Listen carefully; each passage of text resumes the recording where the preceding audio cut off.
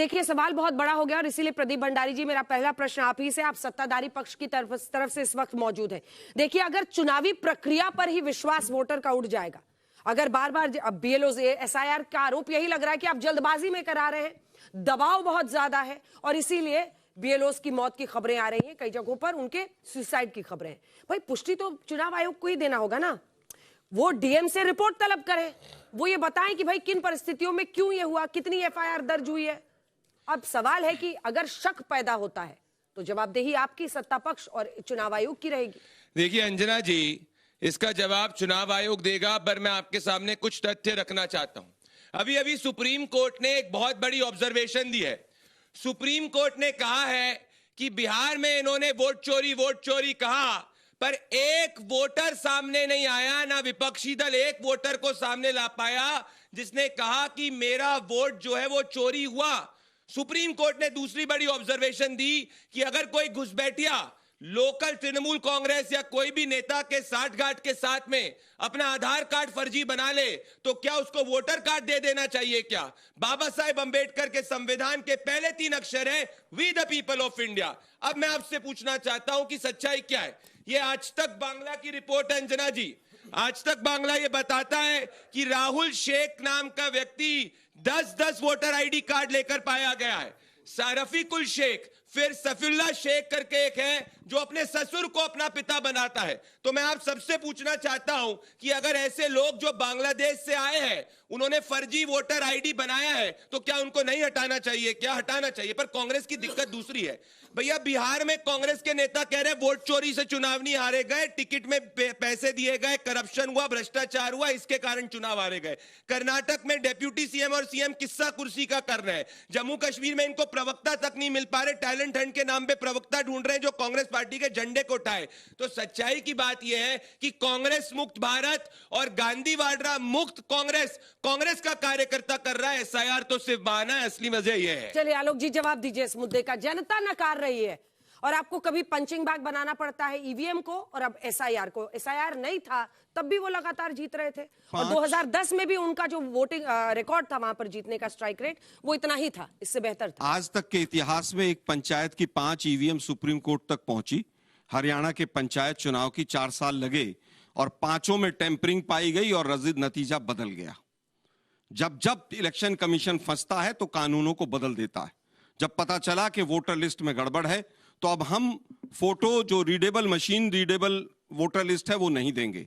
फिर पता चला कि साहब यहां तो 6-6, 7-7% वोट 6 बजे के बाद बढ़ गए, तो अब हम सीसीटीवी फुटेज नहीं देंगे। हमने पूरी मेहनत करके ब्राजील मॉडल निकाला। अभी इन्होंने 2 नाम लिए, वो ब्राजील मॉडल भी शायद बांग्लादेश से ही आई होंगी। दुर्भाग्य यह है कि सत्ता और विपक्ष की लड़ाई नहीं, लेकिन हो गई है। कारण कि सत्ता दिलाता है इलेक्शन कमीशन और इलेक्शन कमीशन इनको जिताता है, इसलिए इलेक्शन कमीशन की पैरवी करते हैं। इनको क्या आवश्यकता है इलेक्शन कमीशन की पैरवी करने की? 65 लाख वोट कटे, केवल विपक्ष को ऑब्जेक्शन हुआ। अरे भाई, किसी भी राज्य में अगर 65 लाख वोट कटते हैं और सुप्रीम कोर्ट कहता है कि ट्रस्ट डेफिसिट है आपके पूरे प्रोसेस में, और सुप्रीम कोर्ट तमाम सवाल खड़े करता है। आज ये कहते हैं कांग्रेस मुक्त भारत और पता नहीं कहां कहां चीजों को लेकर चले गए। मैं तो केवल ये कहना चाहता हूं, चंडीगढ़ मॉडल तो देखा ही होगा सबने, किस तरह से ईवीएम की पर्ची बदली गई, सुप्रीम कोर्ट तक में सिद्ध हुआ।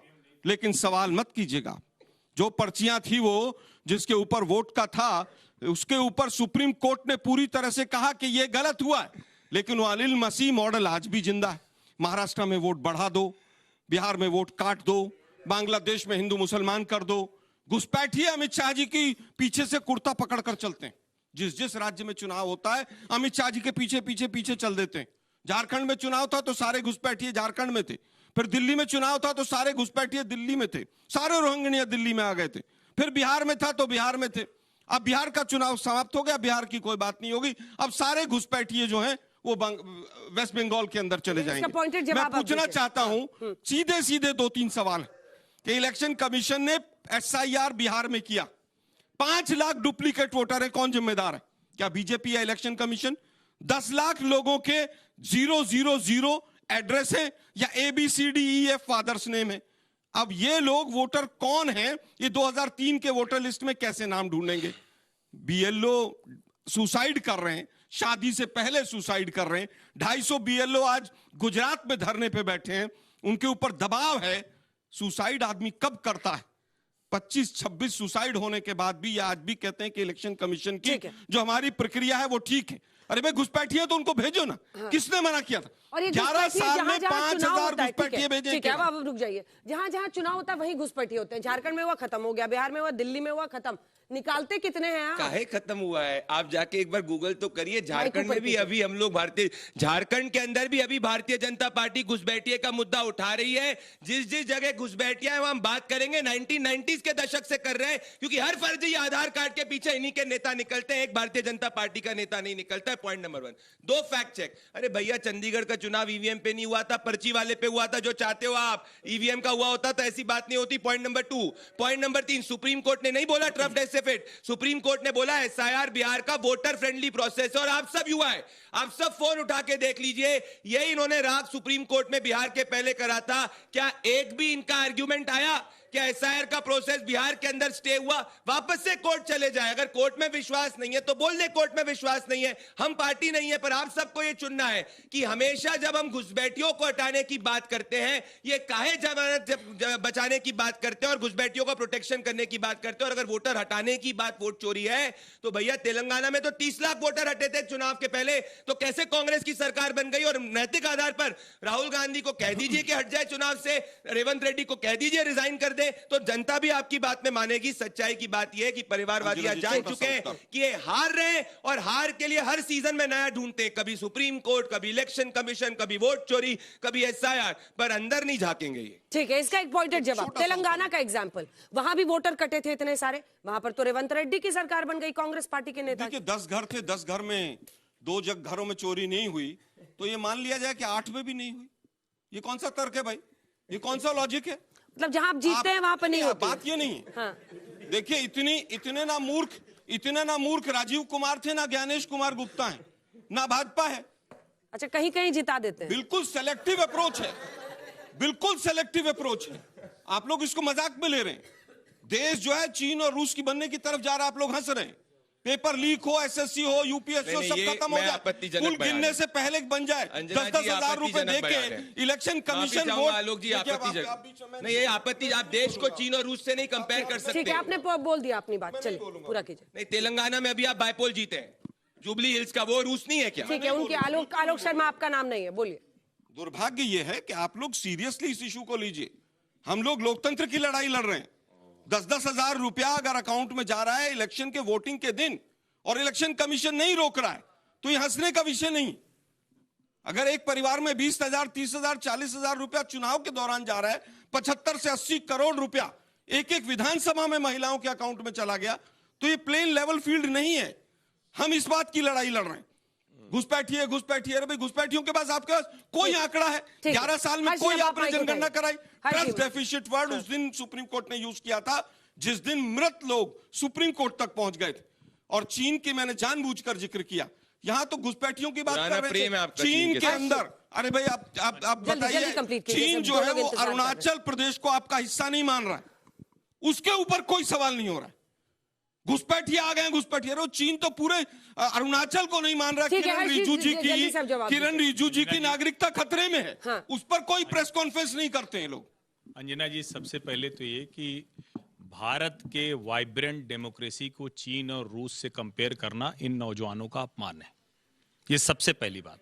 दूसरी जरूरी बात, ये सबको प्रशंसा करनी चाहिए आज अखिलेश यादव की। अखिलेश यादव ने कल एक पोस्ट की है, सब अपना अपना एसआईआर कराएं, कुछ भी समस्या या गड़बड़ी दिखाई दे तो हमें सूचित करें।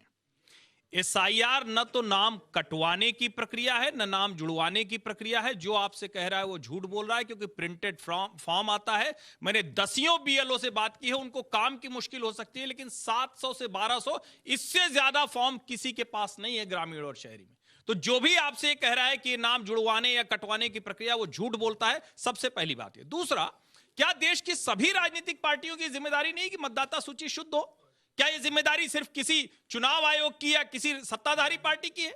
ये तो सभी राजनीतिक दलों की जिम्मेदारी है। और अखिलेश यादव राजनीतिक लड़ाई भले लड़ रहे हो, क्योंकि उनको भी लड़ना है तो उनको बहाने खोजने पड़ेंगे, लेकिन उनको पता है कि अगर वोटर लिस्ट दुरुस्त रहेगी, अपना मतदाता सूची में रहेगा, तो हम चुनाव जीत सकते हैं। 37 सीटें जीतकर उन्होंने लोकसभा में भारतीय जनता पार्टी को पीछे कर दिया था। और जब कोई कहता है कि भारत का लोकतंत्र गिरवी हो गया, अभी हत्या जैसा शब्द मैंने सुना, तो ये तो खतरनाक हो जाता है भाई।